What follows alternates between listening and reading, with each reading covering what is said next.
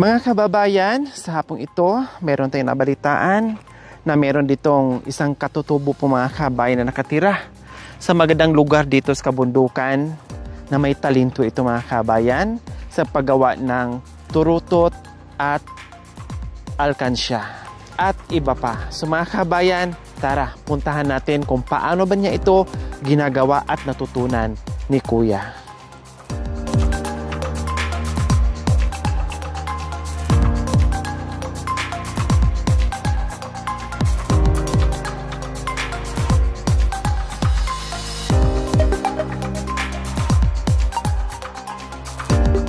Malayo sila sa kabihasnan, no? Pero hindi naging hadlang sa kanila yung karunungan, yung paghanap buhay sa kabila ng nasasadlak sa kahirapan na pamumuhay sa araw-araw mga kabayan. Nakakatuwa dahil dito sa liblib ng mga katutubo, no, meron pa pala ditong gumagawa at may talento, no, para doon sa buhay-buhay ng mga kabayan. Kaya sabi ko, tara, puntahan natin. Ito yung maganda bisitahin, no? Kahit gaano kahirap yung buhay, pero nandiyan. Sinusubukan, gumagawa ng paraan, no? At lumalaban sa hamon ng buhay. Ito yung gusto ko, no? Puntahan, bisitahin, kumustahin, at tanungin natin paano nila ito nagagawa, no? At kumikita ba sila dito sa ginagawa na nandito sila sa kabundukan mga kabayan? Paano po yung kanilang kitaan dito? Tao po! Tao po! Ay, nandito. Hello! Hi, Kuya. Pasensya sa aming disturbo. Anong pangalan ni Kuya? Efren de la Cruz po. Si Kuya Efren de la Cruz. Wow! Eksakto. Talagang kayo yung gumagawa ng alkansya. Opo. At turuto, tama? Opo. Kasi di pa ako nakagawa ngayon ng turutot. Ito po muna yung ginawa ko. Wow, ang ganda ng disenyo. Oh. Opo. Yan po po. So, wow! Ano ito? Baso. Wow, mga kabayan, ang galing ni Kuya. Kumbaga, kaya pala meron ako nakikita ditong, anong tawag dito, Kuya? Bao. No? May nakikita kong bao. Kasi usually, yung bao ginagamit pang gatong. No, pero kay Kuya, napakinabangan niya, no? At malamang dito, isa sa mga source of income ni Kuya para sa kanyang pamilya. Katulad dito mga kabayan, ito yung finished product ng bao ay ginawa niyang baso. Diba? Then kawayan. Kawayan po. Ang galing po. Or buho. Ang galing mga kabayan, oh. Parang tumayo yung balahibo ko. Kasi sabi ko nga, kahit nasa malayo sila, no, sa kabihasnan, pero hindi hadlang yung karunungan, dumiskarte, no, para kahit papaano ay meron silang kita para sa pamilya nila. Nakakatuwa. Ayan po, oh, hindi ko alam kung paano ginawa ito ni Kuya o kung anong gamit din niya para siyempre baso, kailangan walang lake, no? Ayan po, wine. Pang wine. Tasa. Ayan po mga kabayan. At itong alkansya niya. Buho.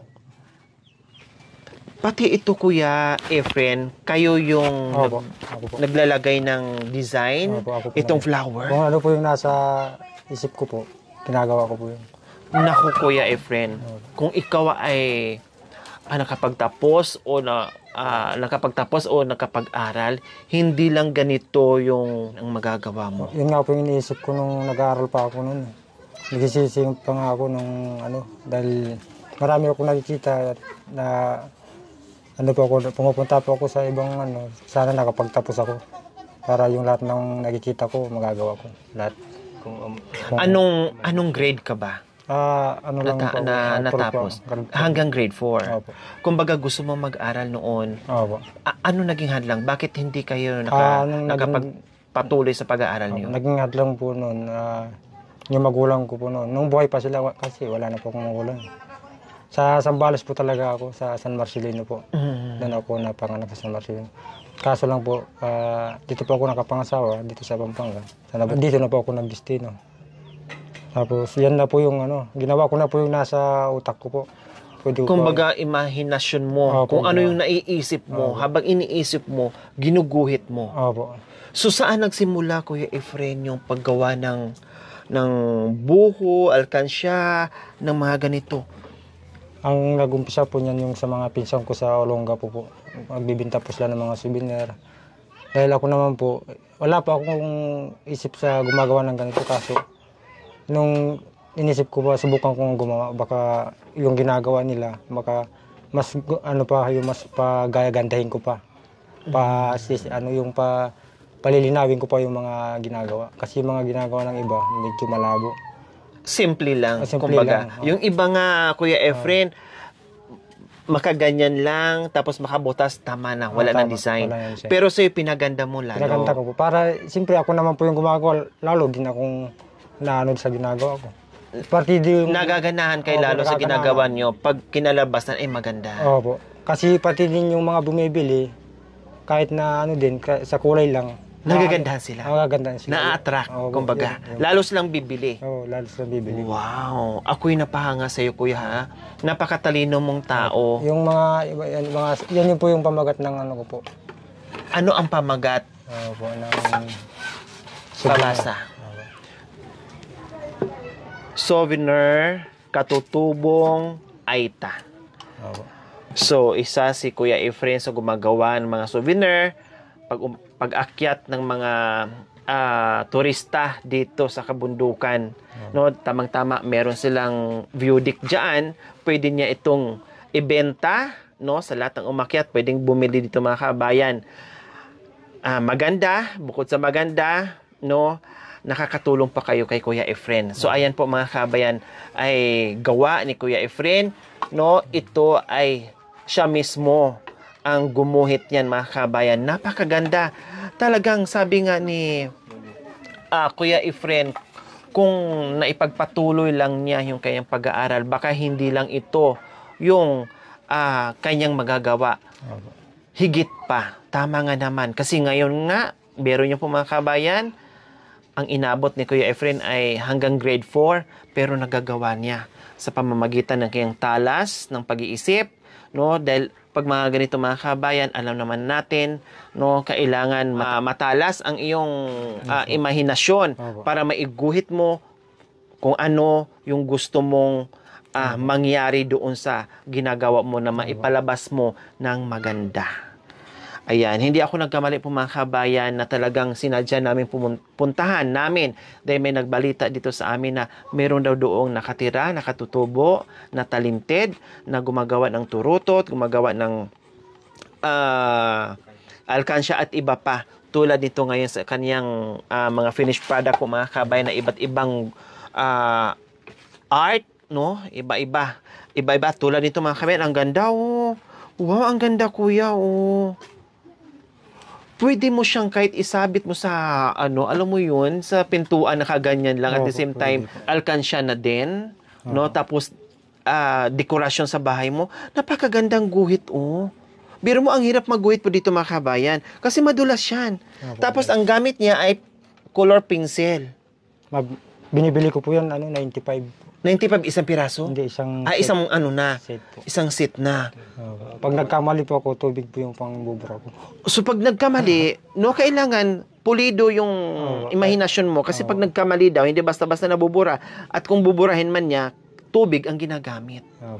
Grabe, ang galing mo, kuya. Ang galing mo naman. Diyos ko, para kang... minsan din po natin yung sa mainit na bakal po. Yung asero. Parang inuukit na, parang ukit style na parang pinapaso. Ganyan. Pero di ko na po ginagawa yun kasi pag madulas po kasi ito eh. Pag nadulas na po dito, yun na yun. Kamay mo na po yung matatamaan. Tama. Kaya ginawa ko na lang po, magic, na lang po yung, yun na lang po. Pero hindi naman siya basta-basta nabubura pag yung nakulayan na. Babarnishan po. Para tama. Babarnishan para didikit yung kulay niya na hindi basta-basta mabura. Pang lang po, pang benta ko. Ito, bakit wala pang mga varnish? Hindi ko pa po, yun po yung varnish na binili ko po. Ayun, hindi O, pa so sabay-sabay mo nang gagawin? Opo, sabay-sabay ko na po. Wow, katulad to, isang disenyo. No, ito naman ay iba din. Ayan, tingnan natin yung mga gawa ni Kuya. Ito iba din. O, di ba? Iba-iba yung design. Ito naman, may pa paro-paro si Kuya, may pa Hindi pa butterfly. tapos yung ano. Then, Hindi pa tapos. Reyna ng Kabundukan, nandito din ako. Tapos ito, yun. Siguro sabi ni Kuya Efren, in the future, parang meron ditong pupunta ng, may pupunta dito na Reyna ng Kabundukan. Kaya hindi pa niya natapos. Ngayon matatapos na niya ito mga kamay kasi nakita niya ako. Dudugtungan niya yan. May sungay na yan. May sungay na po. Sungay na din. Ay, Facebook din, TikTok po. Wow, ang ganda. Oh, ang ganda. Wow, Kuya, nakakatuwa naman yung mga ginagawa mo. O, ano tong Facebook? Meron kang Facebook? Opo, meron. O, anong Facebook? Efren de la Cruz po. Efren de la Cruz. Messenger. Anong Messenger? Ganon din? TikTok? Meron. So, anong ginagawa mo sa TikTok? Ito po, minsan po, yung mga... Yung ginagayan ganyan, bili na kayo. Ganon. Tama yun. Para kahit papaano mamaya, ay marami makapansin, matuwa sa ginagawa mo, marami bibili. Kung kundi isa ka sa sisikat, isang artist ng tagagawa ng buho, no, iba't ibang klaseng disenyo, Kaya o po, madiskubre ka, Kasi di po, ba? naisip ko po ito, ma'am, yung tinatapon ng iba, nakikita ko, pwedeng gawin namin ito, sabi ko. Kumbaga, itong mga buho sa iba walang pakinabang. Wala po. Ginagawang pati bao, pati itong kawayan. Kumbaga sa iba, ordinary lang, akala nila panggatong lang, akala nila panggawa ng bahay lang, akala nila panggatong lang din ito, akala nila ay walang pakinabang, yung mga ganyan. Pero sa tingin mo yung iba na parang ini-snub lang nila, ginawan mo ngayon ng kabuluhan.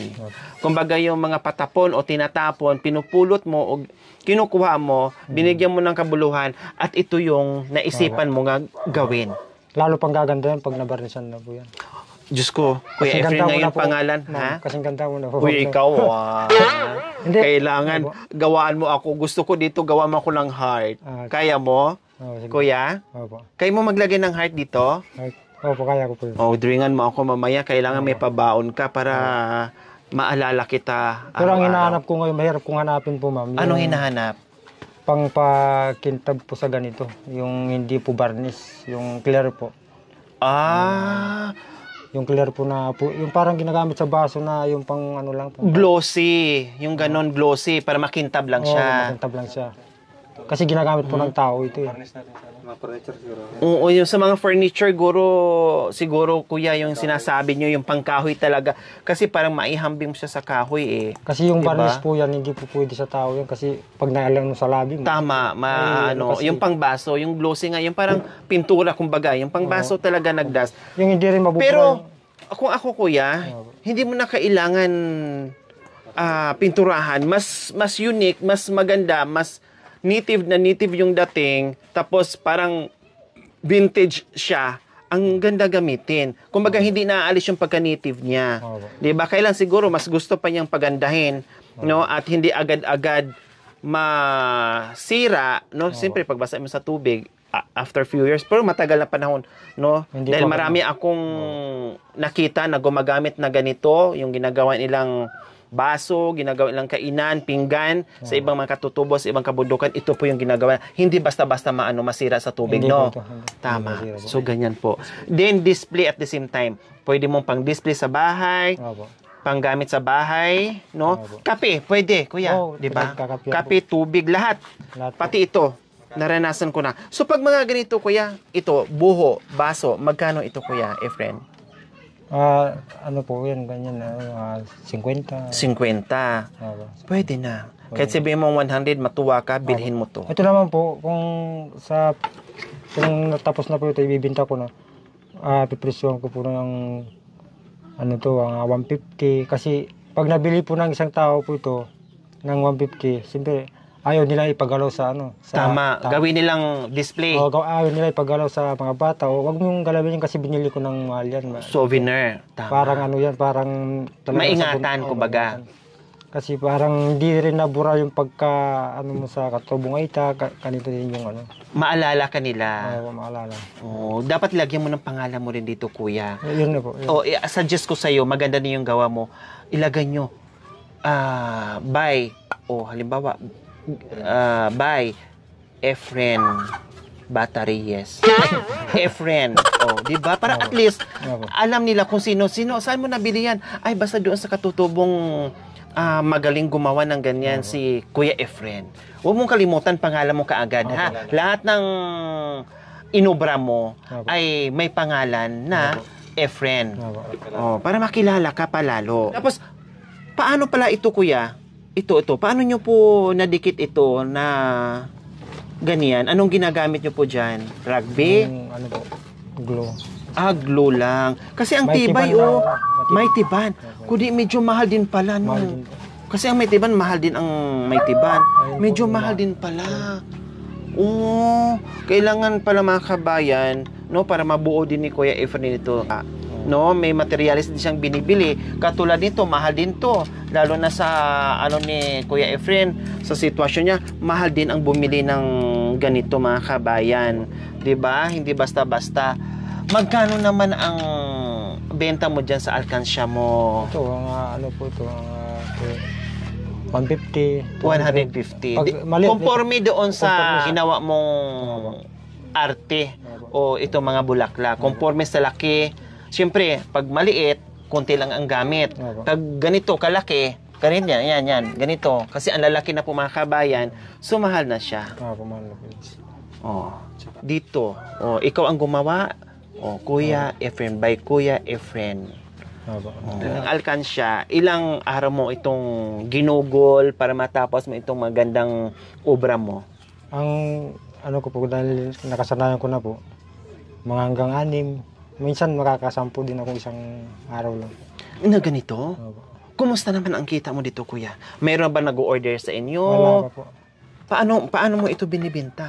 Dahil ginawa ko po yun dahil ang panahon po ngayon sobrang init. Yung mga naliligo po sa ilog, doon ko po nilalako mo. Kumbaga pupunta kasi isang alam mo na matao, tourist spot, pupunta ka ngayon, dala-dala mo ito tapos ilalako mo. O kumusta naman? May bibili din? Marami nang bibili? Kahit kahit isa lang o dalawa, basta hindi naman pwedeng masayang to, hindi naman pwedeng ma-expire. Tama, oo. Hindi naman masira. Hindi naman masira po ito.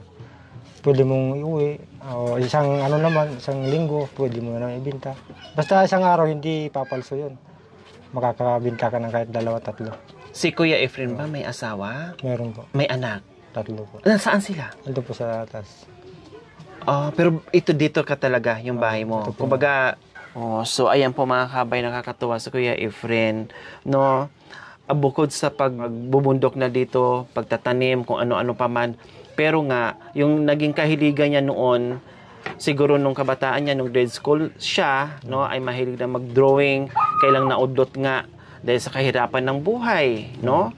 At isa pa, napakalayo nila dito sa school, no? Kumbaga, dito sa environment ng mga katutubo, kumbaga parang nalibang na sila sa gawaing kabundukan, no? Minsan naiwaglit na nila sa isipan nila yung pag-aaral. Yun nga lang, tulad dito ni Kuya Efren na merong angking talino na napakasayang talaga, although nagagawa naman niya ngayon. Kailang kung napagpatuloy niya yung kanyang pag-aaral at nakakuha ng kurso na ayon doon sa hilig niya, ay hindi lang po ganito ang aabutin, no? Baka ngayon ay ang ganda na ng buhay ni Kuya Efren. Yun nga lang, no? Talagang ganyan ang buhay, hindi pa huli ang lahat, no? Hindi naman nakabase doon sa pag-aaral, basta dumiskarte ka lang. At ngayon, tulad ng ginagawa niya ngayon, ay patuloy at hindi natitinag, no? Kahit kulang sa pinag-aaralan, pero nandiyan pa rin siya.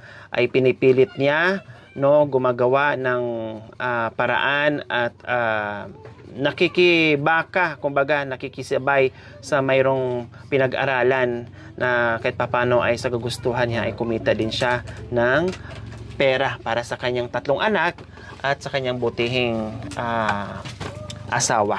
Minsan po, ma'am, nung gumagawa po ako ng ano dyan, may nagsabi sa akin, kagaya ko rin. Gawa daw ng ano to, ginagawa ng isang pipi. Sabi niya. Pero di ko dinibdib yun. Kumbaga, ininanuna ko yung... Parang diniscourage kayo sa ginagawa niyo. Bakit nasabi niyang ito ay gawain lang sa mga pipi? Eh, ako naman po, di ako nakagano doon, di ko dinamdam yung salita niya. Ginawa ko po yun. Yung ginawa ko talaga, hindi ko pinansin yun. Kasi alam ko kasi, kahit konti, pinagkakitaan ko. Parang gawa ko ng talent. Nung ano po, nung nakabinta na ako, tapos pumunta naman sa akin yun. Tapos sabi niya, saan na yung ginagawa mo? Ba't wala na? Nabinta ko na. Kaya, tikman mo na yun yung nabintahan ko dun sa ginagawa ko. Tikman mo, magkape ka muna dyan, sabi ko. Yan na yung ano sabi ko, yan na yung katas nung sabi mo na ano. Nagawaing pipi. Nagawaing pipi. Ano reaction niya nung pinagkape mo? Dahil doon sa ginagawa mo na pinunan niya, nagawaing pipi, ngayon natikman niya, anong reaction niya? Nagsorry siya? Wala. O hindi na niya inulit sa iyo? Hindi na po inulit. Na-realize sabi niya po, ganyan, yan pala yung ano, ganyan pala yung ano niya. Kakabinta ka rin pala ng ganyan, sabi. Siyempre alam ko kasi hindi papalso yung araw kasi dito kasi alam ko kasi nakakabinta ako, kaya ginagawa ko. Katulad niyo, sabi ko, katulad niyo na hindi niyo naman talento to, wag niyo akong ano, sabi. Kasi ito naman ginagawa ko, kumbaga, nasa ano ko na to, ito na yung binigay sa akin ng talento, kaya ginagawa ko. So ito, Kuya Efren, anong disenyo yan? Anong ano yan? Ano namang imahinasyon niyan? Itong ginagawa mo? Sa bundok po yan. Nasa bundok? Ito bundok, tama? Opo. Ito yung nyog? O ba, ano na lang po yan, design na yan. Bundok, isang malaking bundok, parang ganon. Parang pangalan mo, ate? Bakit, Kuya Efren? Lagay ko po dito sa ano po, para may remembrance po kayo sa akin. Wow. Kahit saan kayo pupunta. Sige. Lori Aquino Talita. Lori Aquino Talita. Wow, ang sweet naman ni Kuya Efren. Tinanong yung pangalan Hindi, ko. makakano na lang po ako dito. Siyempre, ito yung tapos na. Ilalagay ko na. Magpapasouvenir sa atin. So, yan po mga kabayan, on the spot, nagagawin ni Kuya Efren, no? Isulat niya yung ating pangalan at ipapauwi niya sa atin dahil sabi niya ay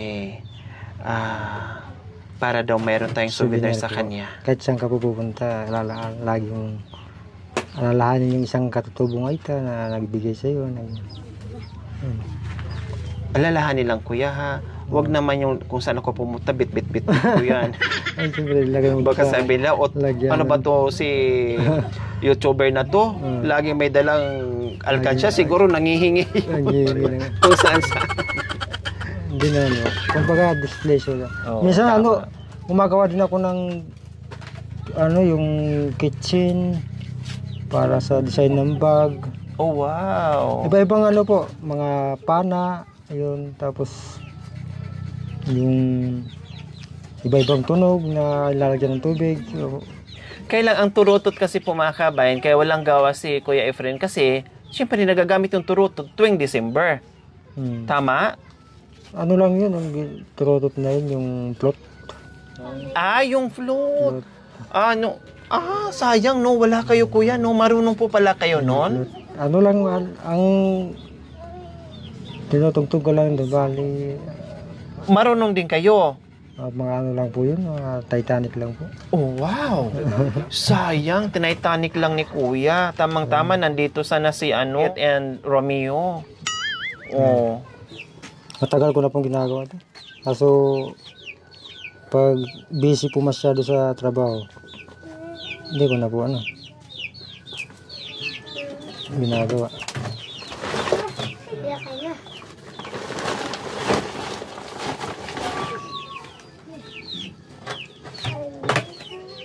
Walang gamit si Kuya na pero ang galing niya, no? Yung talagang ganyan lang. Kailangan hindi magalaw yung kamay mo. Kaya sabi ko, lagi kong iniisip, ba't di ko kaya ipagpatuloy itong ginagawa ko na kung ano yung nakikita ko na tapos gagawa ako ng marami. Tapos hindi ko naman isipin na may makapansin. Siyempre kung nakagawa na ako, may makakapansin din sa sarili ko. Ba't di ko ipagpatuloy? Basta sa alam mo sa sarili mo, Kuya Efren, na mahal mo yung ginagawa mo, gawin mo lang. Huwag kang makinig doon sa mga taong hilain ka pababa. Doon ka sa gusto mo, sa hilig mo na alam mo sa sarili mo na mahila mo pataas. 'Di ba? Kasi yung mga taong nagpupunas hindi naman makatulong sa iyo 'yan eh. Kaya huwag kang magpa-epekto, tama yung ginagawa mo, 'di ba? Balang araw, yung pala ang magiging way na ikaangat sa buhay mo, o kundi magulat sila. 'Di ba? Magugulat sila. Baka pag nalaman nila na gaganda ang buhay mo diyan, gagayahin ka pa nila. Kundi nagiging inspirasyon ka pa nila, gumanda din ang buhay nila dahil sa nagiging inspirasyon ka nila. Kaya sabi ko nga po sa sarili ko, pwede ko rin naman ito i-share sa mga kabataan para yung mga ginagawa nila na hindi maganda, kung ano yun. Tapos sinare ko na po sa kanila ito. Tama. Kaysa yung malibang yung mga kabataan doon sa mga walang kabuluhan na ginagawa. Mas gusto nyong ituro yan para at least malibang yung mga bata, ito yung magagawa nila. Sabi ko naman po sa kanya, sa mga kabataan pa yung mga nag-aaral pa ngayon, dapat kayo mga nag-aaral pa ngayon sa school, pagsanayan nyo na gumawa ng kahit anong sabi ko. Habang bata pa sila. Habang bata. Kapag may panahon na bigla kayong huminto, tapos bigla mong naisip yung tinuro ko, sinabi ko na may pwede naman palang gawin. Yun. Magagawa mo. Tulad ko, sabi ko. Kung yung naisip ko, yun muna yung pag ginagawa. Yun muna yung pagsasayangan ko ng oras para pagdating ng oras pagpunta sa pagtanim, yun. May oras din po yun. Kumbaga ito, kung pagkatapos mong nagtanim, parang nagpahinga ka na rin, sayang yung nalilibang oras. Pa. Nawawala, natatanggal yung pagod mo dahil nag-i-enjoy ka dyan sa ginagawa mo. Oras galing sa trabaho, galing sa pagod, no? Pangpalipas oras at the same time, nalilibang ka, kumikita ka pa. Araw, Kuya Efren, nasa bundok kayo. Nagtatanim kayo ng mga gulay, gabi, ganyan. Pag sa gabi o pag uwi nyo ng hapon, ito naman ang ginagawa nyo. Kumbaga wala kayong oras na pinapalagpas. Wala po. Wow.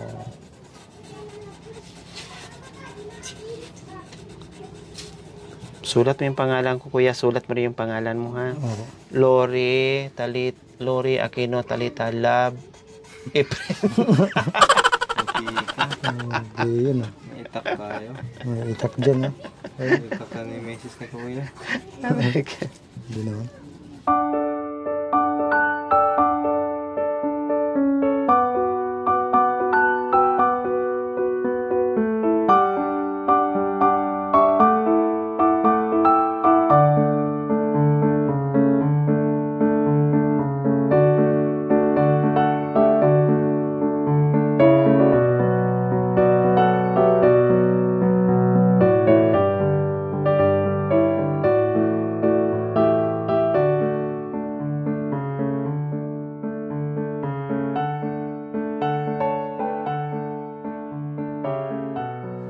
So, ayan naman ang asawa ni Kuya Efren, no, at ang kanyang bonsong anak. Anong pangalan mo, ate?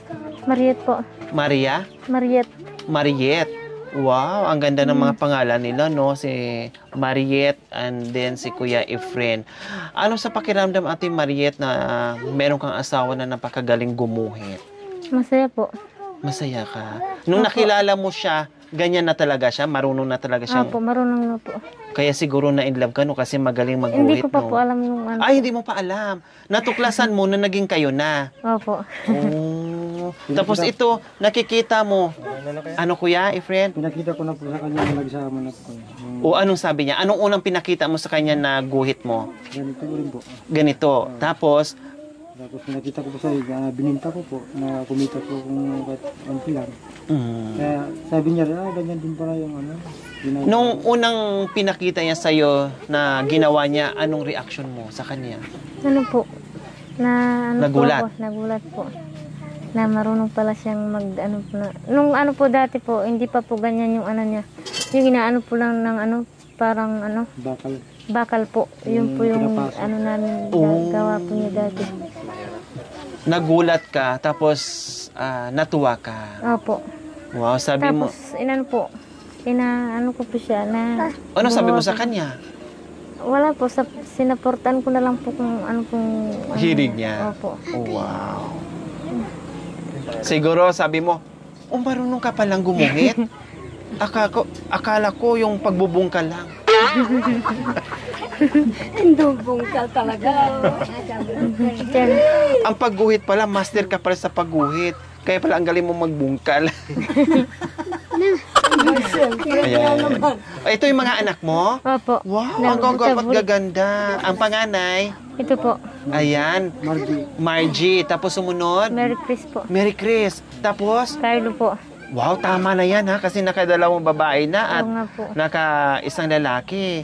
Ha, Kuya Efrain, tama na ha? Oh, tama ng pagbubungkal. Huwag mo nang guhitan si Mrs. mo ha? Oh, opo daw, masunurin. Pero mamayang gabi, magbungkal din yan.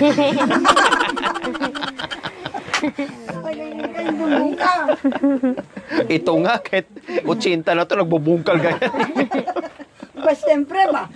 Ikaw naman, magpapatalo ba ako? Oh, kayo pa kaya. Oh, 'di ba? Di rin pala biro mga kabayan, no. Medyo matagal din pala gagawin. Kaya lang, sabi niya, sanay na siya. Kaya para sa kanya, ay madali na lang. At saka halata sa mga facial expression niyo na mababait kayo. Halata si Kuya mabait, si Ate mabait, halata eh. No, kasi ako ang galing kong magbasa eh. Una pa lang makikilala ko na yung tao, mabasa ko na kaagad, no? Okay, so ayan, Kuya, paano mo? Syempre, sabi mo ay kailangan mo rin ng mga materialis, no? Ano-ano pang mga materialis na binibili nyo, Kuya Efren, tulad nito, bukod dito sa color pencil, yung glue, Opo, glue. shoe glue, Opo. at saka yung varnish, ano pa yung mga kailangan mong gamit Yung para dito sa mga yung varnish ginagawa na, nyo? clear na varnish na Pintura po ba yun? Hindi ko po alam kasi nung nakita ko po yung sa YouTube, malinaw po yung varnish na para tubig. So para dito, loob at labas or... Hindi sa labas lang po. Ito lang. Ito lahat. Ang galing na-amaze talaga ako. Ayan di ba? Tapos yung ano po sana, marami pa akong pwedeng gawin sa ganitong klase. Yung lagyan ng ilaw, bukolya, tapos may butas-butasan dito. Parang chandelier. Opo. O parang ilaw nga. Ilaw. Kumbaga, lahat ng pwedeng gamit na nasa imagination ni Kuya ay magagawa niya. No? Magagawa niya. Tulad nito. Kaya po, kung nakabenta po ko dito, yung bibili ako ng barena o yung grinder. Barena kasi po. Kumbaga, gagawa ka pa ng ibang disenyo. Oo, ibang disenyo. Ngayon, mga baso, sa susunod naman, mga ilaw. Opo, mga Butas-butasan mo yan, design, Opo, ganyan. Tapos lagyan mo ng, Opo. ano bang tawag doon? Bulb. Opo. Ganyan, para maging ilaw siya. Opo. Wow. Tapos yung takuri, yung may ano po siya dito, may takip po siya dito, takuri. Para siyang takuri. Parang- Tapos may butas po tama. dito. Tapos gagawa ko na lang ako ng paraan. Tapos may takip po siya dito. Oo. Lagay ng kape. Opo. Kung nakikipagkwento ka doon sa malilim, lagyan mo ng kape, timpla mo doon sa loob, tapos ibuhos mo na doon sa may... Para saling-saling ka na lang. Opo, sa Wow. Yeah. Sa galing mong mag-isip, Kuya, no, ang dami mong konsepto, ang dami mong iniisip, ang dami mong imagination, matutupad yan, balang araw, ay talagang hindi lang yung ganito yung magagawa mo, kundi marami pang disenyo na magagawa ka, no, malaya pang mararating mo, pero sipag at tiyaga lang yung inaasam mo, yung gusto mong mangyari ay talagang mangyayari. Dahil halata naman sa ginagawa mo, na talagang napakatyaga mo, napakasipag mo, no? Talagang nakahiligan mo na, ay nako, aasinso ka dito at sisikat ka, Kuya Efren. Okay, so meron lang akong napansin dito sa isang Kuya, sa ginawa mo kanina. Parang madali siyang, kasi parang ang kulay niya, parang nanipisan ako. No, parang hindi siya tatagal. Matagal po yan. Ayan, no. Pero may pangalan. Basahin niyo po, Kuya. Sino po yun? Kaanak niyo? Delia Ramos. Delia Ramos. Mama, pangalan ng nanay niyo? Hindi po yata sa amin. Bakit hindi sa inyo? Sinong gumawa? Sa amin po yata yan, kaya lang hindi po sa amin, hindi po kami nagsulat. Ito yung dati mong asawa?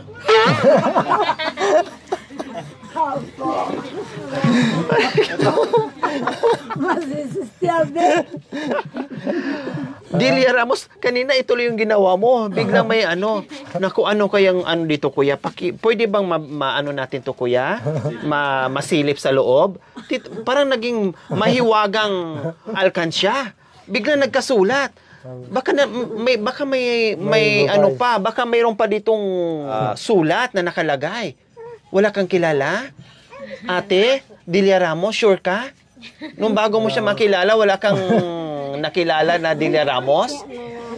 Pwede bang Kuya? Baka may sulat. Pwede po siguro. Ba't laging may medyas si nanay? Kasi may pasma. may kasi siya, lagi siya nakamedyas kasi siya lang yung taong walang kuko. Nagkikipag-gramay po kami sa matagal na patay na kuko. Ayaw niya makita yung mga kuko niyang patay na. Dahil patay na, pakitanggal mo na. Ano kaya dito? Baka Nag-asawa yan, ng gano'n eh. ano kaya ito?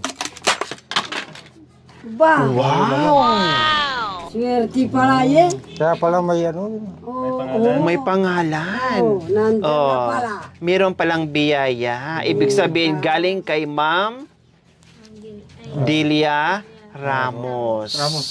Ramos. Diba? Kaya pala may po. Bigla po ako kanina na Nagulat kayo, bakit may sulat, may nakapangalan? Kaduduruin ko lang po kanina. Sponsor ba mo na natin? Yan ay handog para sa inyo, galing sa puso ni Ma'am Delia Ramos. Makatulong yan sa ginagawa mo, Kuya. Lalong-lalo na ang dami mong gustong gawin pero kulang ka sa materyales. So ayan na. Meron ka ng pang-upisa o bilhin mo yung gusto mo para magawa mo rin yung gusto mo o mapadami mo pa yung ginagawa mo para kahit papaano ay dagdag kita mo. Salamat. Diba? So magkano lahat, Kuya Efren? 5,000 po. 5,000. Maraming salamat po. At marami ka na mabibiling materyales dyan para gamit mo dito sa ginagawa mo, Kuya. Okay. Mensahe ko po kay Ma'am Delia Ramos ay sana maipagpatuloy niya po lalo pa po siyang gagaling at mabiyayain po siya ng Diyos na sa kanyang ginagawa po at sa bawat pinupunta niya lagi siyang nag-iingat salamat din po at di ko po alam na may pumunta po sa akin na may bigay po pala nito si Nanay Delia Ramos at nabigla po ako. Hindi ko po alam na may laman pala yung ginagawa kong buho. Kayo din po. Bibiyahan din po kayo ng Diyos po. Salamat po, Ma'am Delia Ramos po, sa biyayang binigay niyo po sa amin. Makakatulong na po sa amin sa panghanap buhay. God bless po, Ma'am. Okay, so ayan, Ma'am Delia Ramos, napaabot na po natin yung ating pagmamahal. Isa si Kuya Efren na natulungan tamang-tama po na nangarap siya na makabili siya ng iba pang gamit para dito sa ginagawa niya. So, dagdag income po niya at hindi niya iisipin kung saan siya kukuha na pangbili dahil meron na siyang hawak ngayon at pwede na siyang makabili. At syempre, hindi lang yon, pambili din nila ng pagkain o ano pang ibang gusto nilang bilhin. Kaya maraming salamat po, Ma'am Delia Ramos, sa iyong ginintuang puso. Nawa ipagpalain po tayo ng Panginoong Diyos araw-araw. Nawa ibigyan po tayo ng kalakasan ng katawan sa araw-araw. Nawa ibigyan po tayo ng mahabang buhay pang sa ganun. Marami pa tayong matulungan na hindi lang sila. So mga kabayan, huwag niyo pong kalimutan. Paki-share, subscribe sa aking YouTube channel, Lori Aquino Talita. Maraming salamat po. God bless us all. Bye, Kuya Efren and Ate Maria. Thank you for watching. Don't forget to like, share, and subscribe.